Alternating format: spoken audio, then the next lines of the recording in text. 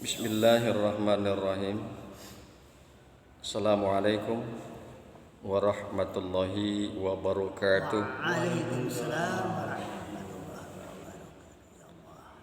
Kemarin kita sudah bahas makalah yang ke-24. Wa maqalatur rabi'atu wal isruna, dan makalah yang ke-24. Itu yang kita bahas kemarin. Qalan Nabiyyu sallallahu alaihi wasallam, telah bersabda Nabi sallallahu alaihi wasallam, aslu jami'il khotoya hubbud dunya, asal segala kesalahan, asal segala dosa, hubbud dunya adalah cinta dunia. Asal segala kesalahan adalah cinta dunia. Karena cinta dunia yang terlalu sangat berlebihan, sehingga karena yang demikian itu akhirnya timbullah kesalahan dan dosa. Aslu jami'il khotoya hubbud dunya, asal segala macam kesalahan hubbud dunia adalah cinta dunia.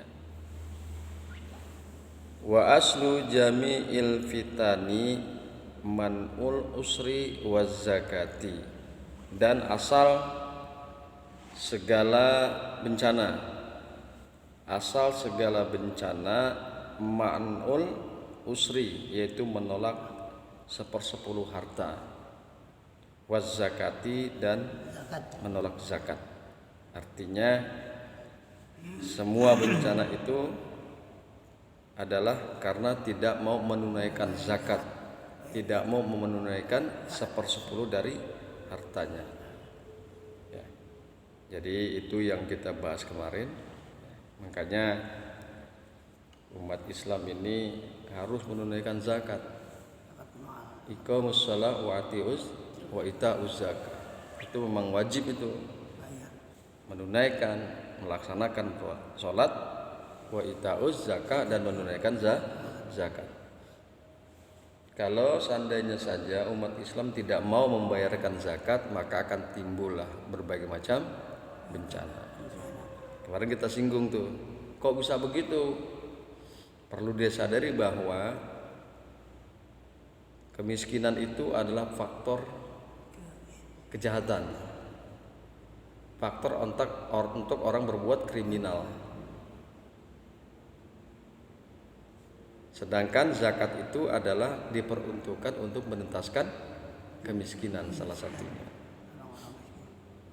Ya kadang kan orang nggak punya duit, pengen makan susah, apalagi anak ngambek segala macam, nangis, terus suka gelap mata tuh, melakukan pencurian, melakukan perampokan dan lain sebagainya.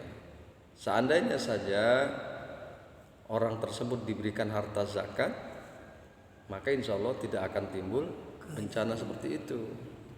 Makanya kemarin kan kita sudah singgung bahwa Imam Malik memperbolehkan harta zakat itu diberikan kepada hanya satu orang. Kayak kita nih Pak Udin, kita ini kan harta zakat dibagikan sebanyak mustahik. Kemarin kita udah contohkan, kalau seandainya harta zakat kita dapat, ada ngasih zakat 1 juta katakan. Nah kemudian karena kita bagi rata sebanyak 40 orang, berarti kan 25 ribuan. 25 ribu mah nggak bakalan cukup, nggak bakalan bisa untuk menunaikan usaha. Untuk membuat usaha tuh nggak bakal mungkin Pak Udin. Makan juga kurang kadang-kadang gitu. Tapi kalau harta zakat diberikan kepada hanya satu orang, ya, sehingga dengan jumlah yang cukup besar dia bisa melakukan usaha, dia bisa melakukan berdagang. Akhirnya statusnya dia yang tadinya mustahik menjadi muzaki. Statusnya dia yang tadi fakir, yang tadi miskin, karena dapat harta zakat, maka dia bisa melakukan usaha, dia bisa melakukan berdagang. Dari usaha dan dagang itu kan akan timbul laba, akan timbul keuntungan. Jadi sekali lagi bahwa tidak menunaikan zakat dan 1/10 harta itu adalah asal daripada segala bencana. Itu Kanjeng Nabi yang ngomong, Kanjeng Nabi yang berbicara. Wal maqalatul khamisatu wal isruna, dan makalah yang ke-25. Makalah yang ke-25, kila al-mukirru bitaksiri abada mahmudun wal iqraru bitaksiri alamatul qabul. Dikatakan orang yang mengakui kelemahannya dari taat kepada Allah, kayaknya begitu banyak kekurangan dia dalam rangka melakukan taat kepada Allah. Orang yang mengakui kelemahannya dari taat abada selamanya mahmudun, maka terpuji. Orang tersebut terpuji. Wal iqraru bitaksiri, dan mengakui kelemahan atau kelalaian alamatul qabul menjadi alamat bagi penerimaan Allah Subhanahu wa taala. Orang yang mengakui kelemahannya aibil ajzi ani taat, yaitu dia merasa lemah daripada taat selamanya, maka orang itu terpuji. Karena dia merasa lemah, dia merasa kurang melakukan ketaatan kepada Allah, maka timbul satu semangat di dalam dirinya, satu keinginan yang kuat di dalam hatinya untuk selalu mengerjakan ketaatan kepada Allah Subhanahu wa taala. Kemarin kita sudah bahas, taat itu apa sih? Taat itu adalah imtisalul awamiri wastinabun nawahi. Memang definisi ini adalah takwa.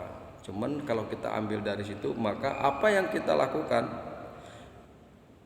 daripada imtisalul awamiri, melaksanakan segala perintah Allah dan meninggalkan apa yang dilarang oleh Allah, maka akan terbentuklah taat. Maka itu adalah taat. Seseorang yang merasa lemah, yang merasa lalai dalam rangka dia melakukan taat kepada Allah, maka dia akan sekuat tenaga untuk melaksanakan ketaatan. Maka timbullah bahwa orang tersebut adalah terpuji. Ya. Terpuji. Ini taat ini kan dua nih Pak Udin. Dalam rangka kita taat menjalankan perintah Allah itu ada dua, hablum minallah, hablum minannas.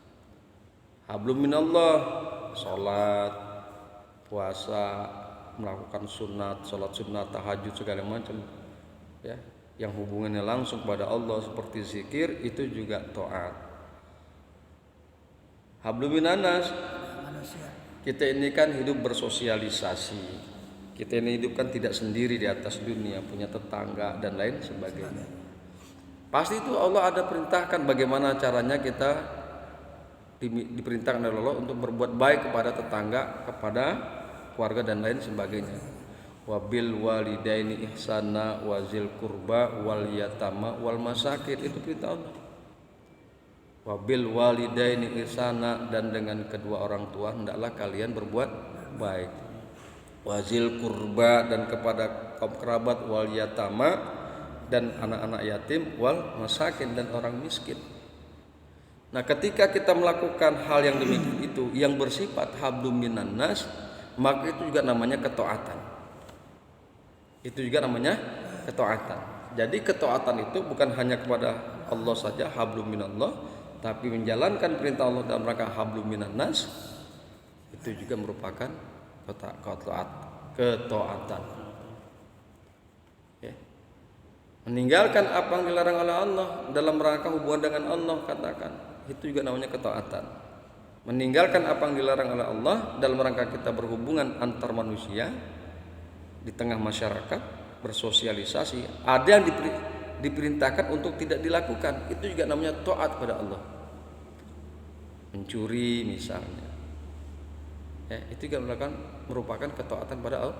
Tidak melakukan pencurian, tindak korupsi, kejahatan dan lain sebagainya terhadap manusia yang lain, itu juga salah satu bentuk ketaatan pada Allah. Al-muqirru bitaksiri abadan mahmudun. Orang yang mengakui kelemahan dari taat selamanya, maka dia adalah orang yang terpuji. Wal iqraru bitaksiri alamatul qabul, dan mengakui kelemahan atau kelalaian alamatul qabul, alamat penerimaan dari Allah. Li'annahu isaratu ila adamil ujubi wal kibri. Li'annahu, karena bahwasanya mengakui kelemahan, mengakui kelalaian, isyaratun adalah satu isyarat. Ila adamil ujubi wal kibri, adalah satu isyarat kepada tidak adanya ujub, membanggakan diri, wal kibri, dan tidak adanya kesombongan. Isyarat. Mengakui kelemahan, kelalaian, maka itu adalah alamat penerimaan dari Allah Subhanahu wa taala. Kita ini terbesit padahal begitu banyak katakan misalnya gitu ketaatan kepada Allah, tapi kita masih merasa lemah, masih merasa lalai, kayaknya kurang terus melakukan ketaatan kepada Allah. Maka yang model begitu adalah satu isyarat tidak ada di dalam dirinya rasa ujub, membanggakan diri kepada Allah, rasa ujub, membanggakan diri, wal kibri, dan sombong. Pak Kong. Annahu isyaratun, karena bahwasannya yang demikian itu mengakui kelemahan dan kelalaian adalah satu isyarat ila adamil ujubi, satu isyarat kepada ketiadaan membanggakan diri dan sombong. Ujub itu membanggakan diri apapun bentuknya, merasa sok pinter misalnya, merasa hafalannya paling banyak, merasa paling hebat dah, katakan merasa paling kaya dan lain sebagainya. Itu adalah ujub, membanggakan diri, dan sifat itu enggak boleh. Sifat seperti itu dilarang oleh Allah Subhanahu wa taala, enggak boleh dimiliki oleh orang-orang yang beriman. Suka membanggakan diri. Salah satu muhlikatin suhu muta'un wa hawa mutabi'un wa ijabul mar'i binafsihi. Tiga perkara yang membinasakan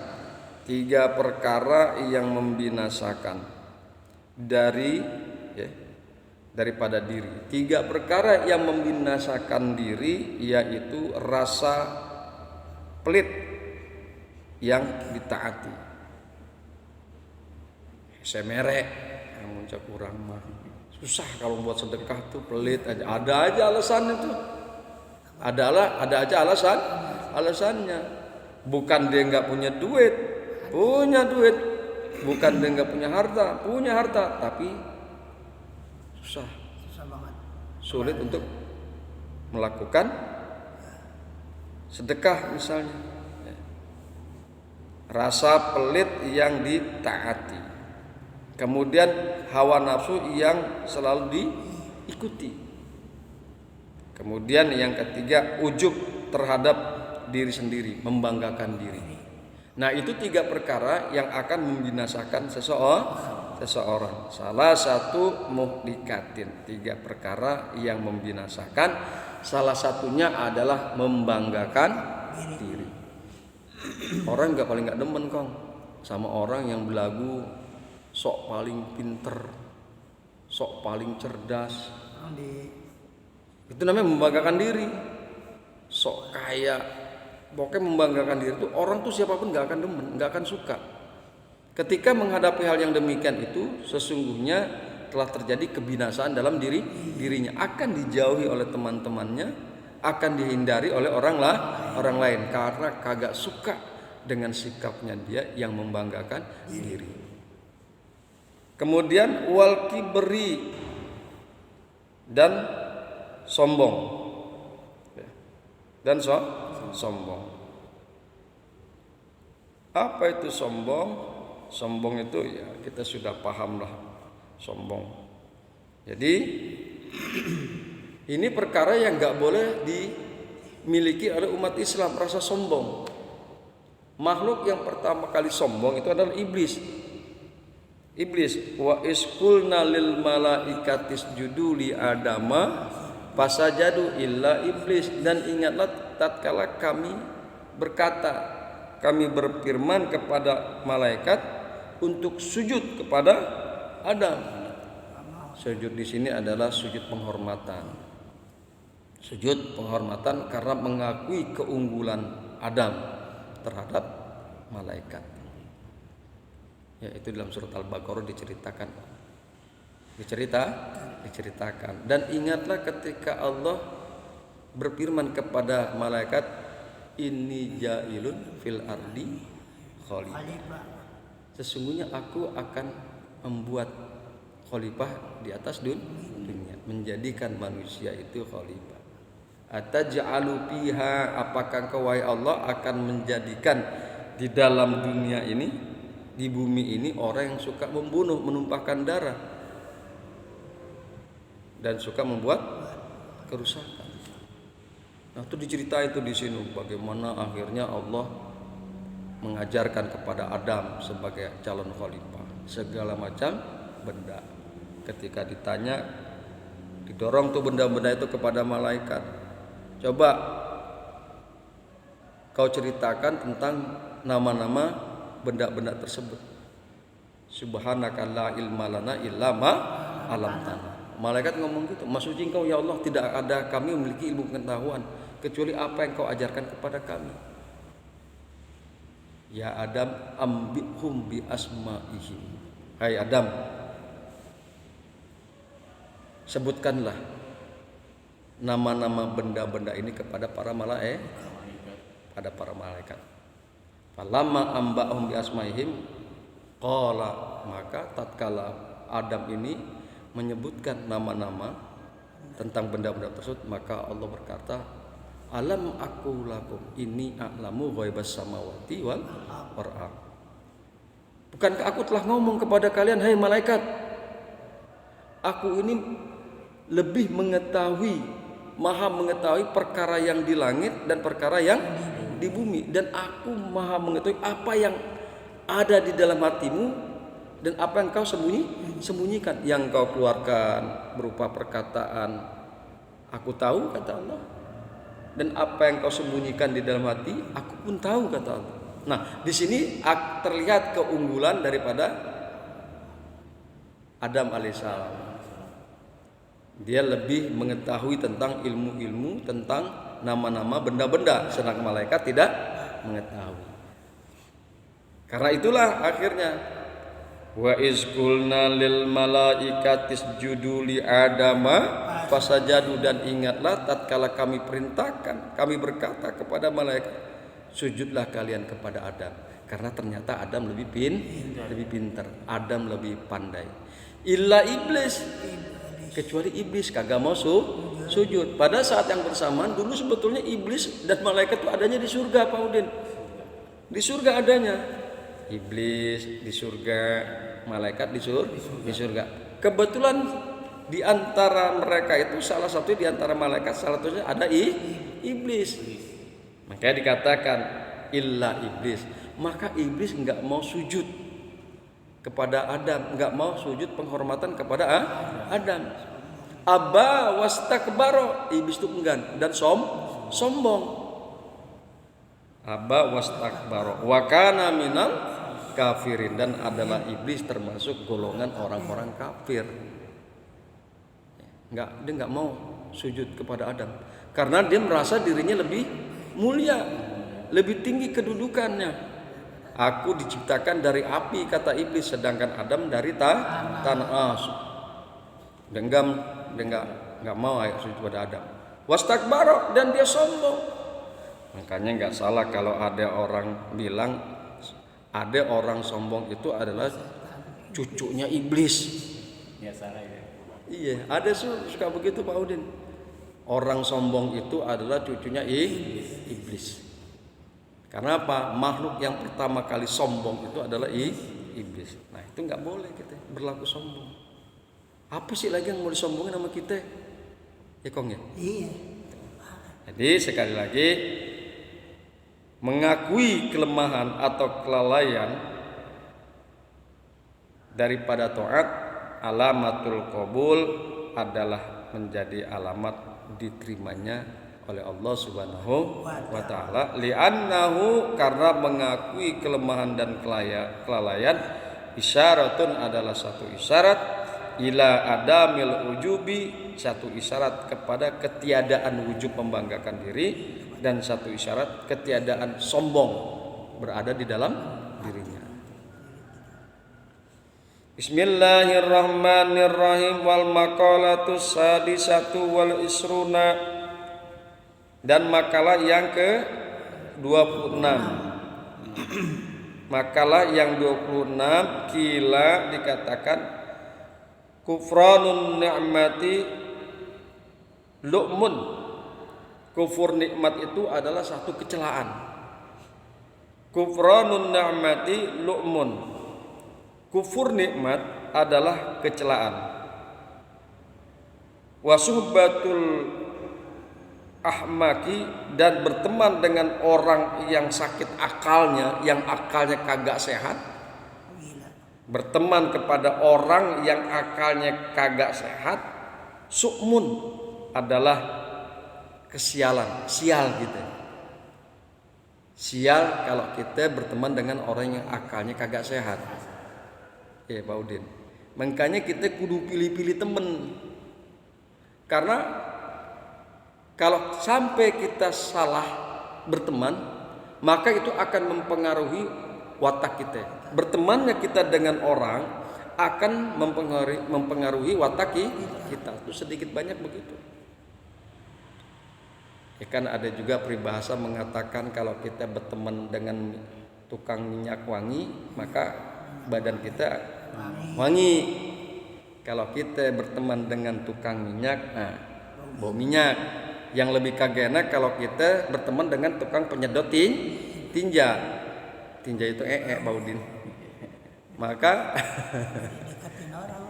jadi kenapa sih kita harus milih-milih teman? Karena teman itu akan mempengaruhi watak kita juga.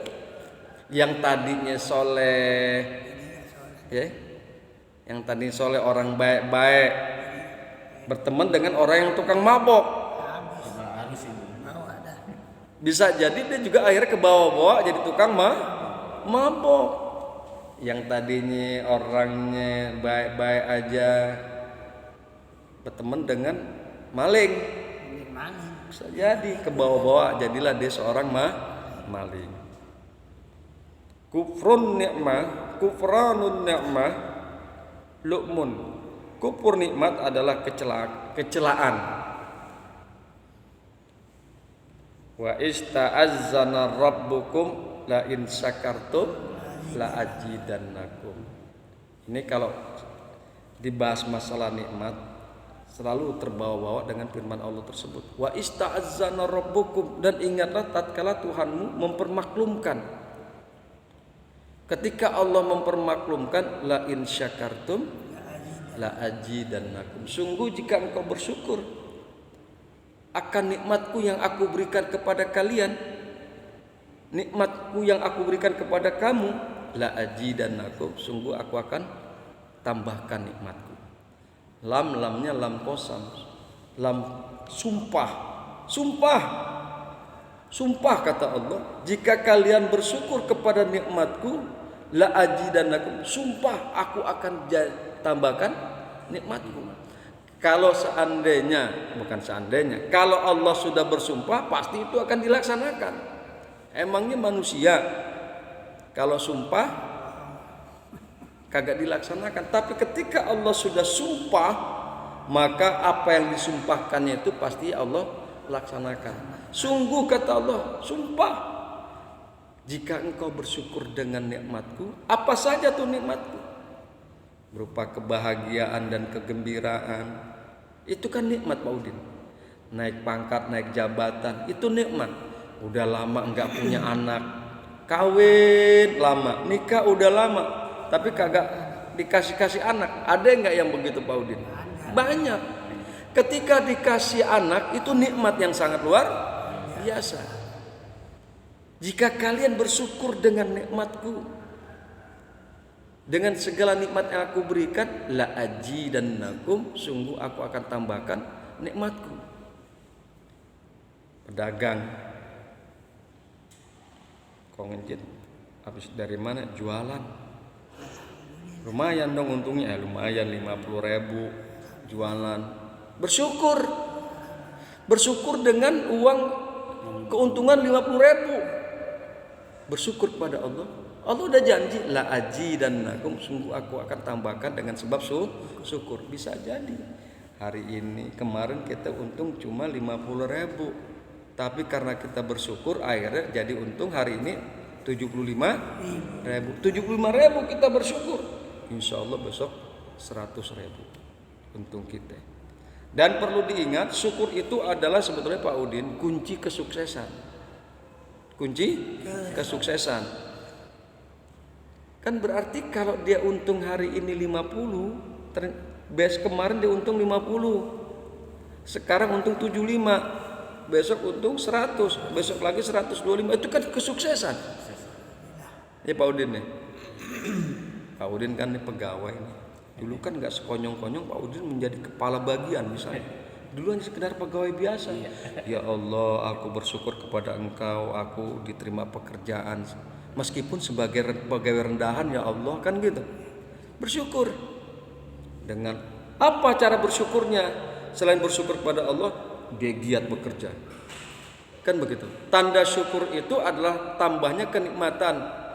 Badan menjadi sehat, akal menjadi sehat, menjadi jernih.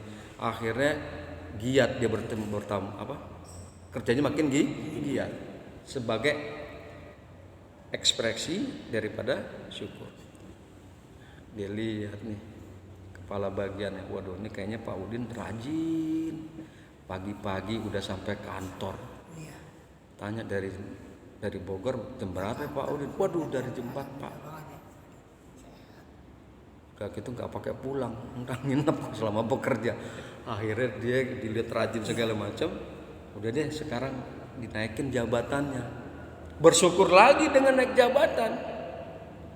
Atasan dengan lihat, rajin banget nih Pak Udin. Kepala bagiannya pensiun. Atasannya lagi ngeliat, akhirnya dinaikin jabatan menjadi kepala bagian. Itu syukur.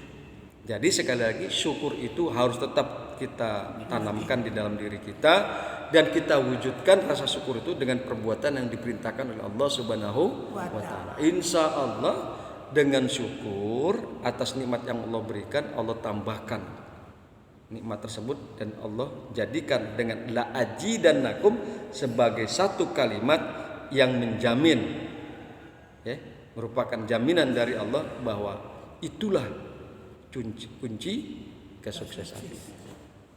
Ya Pak Udin itu dulu ya. Itu Betul. Ya emang betul ya, Allah sudah bersumpah sih. Iya, dari dasar kita sampai di Memang ya alhamdulillah. sabar. Oh iya benar Pak Ustaz, Sabar. ya, enggak salah. Penting sabar. Iya. Karena kerjanya bagus Pak Udin. Waduh Pak Udin mohon maaf nih karena umurnya udah kelewat. Ya udah pensiunan dulu dah. Tapi Pak Udin sangat dibutuhkan tenaganya. Udah deh dikaryakan lagi. Itu karena bersyukur. Bayangin jam 4 pagi datang dari Ciawi sampai sini sholat segala macam, ikut taklim. Itu kan salah satu bentuk wujud syukur. Ya Kong. Iya. Ya gitu dulu ya. Assalamualaikum warahmatullahi wabarakatuh.